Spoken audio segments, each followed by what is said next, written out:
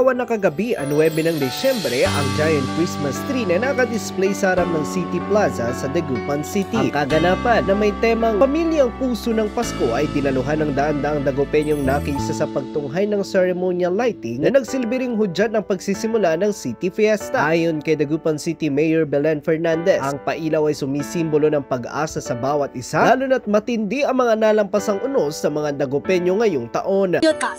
Ang priority natin ever since, pamilya po. Sa lahat ng bagay. Kaya nga, pamilya ang puso ng Pasko. Dagdag pa niya, mula 17 ngayong buwan, nasa 15,000 apektadong pamilya ang mapapamahagian ng Noche Buena items, kung saan 700 pamilya rin ang kanilang makakasalo sa isang ihahandang buffet. This time, we will celebrate yung fiesta and Christmas natin. Simple lang po. But we will be providing 15,000 Noche Buena for the indigent family. Alam natin kasi hindi sila makakapag-enjoy ng Noche Buena ngayon because of nangyari sa typhoon.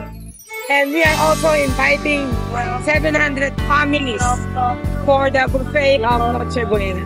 Hindi lamang sa Plaza Tampok ang pailaw, di pati na rin sa Quintos Bridge at iba pang bahagi ng lungsod. Ang display ay nirecycle umano mula sa mga disenyo noong nakaraang taon bilang pagkikisa na rin sa panawagan ng Malacanang na gawing simple ang pagdiriwang ng Pasko. Sa huli, nangibabaw ang panawagan ng pagpapanaig ng pag-ibig at pag-asa sa pagbangon mula sa mga unos.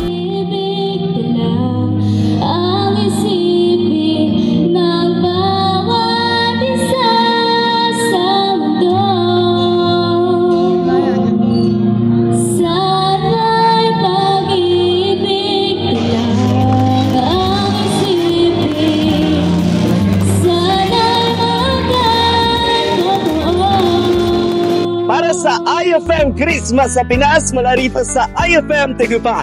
Ako po si Idol Matthew Pacheco. Tatap, Iron Man!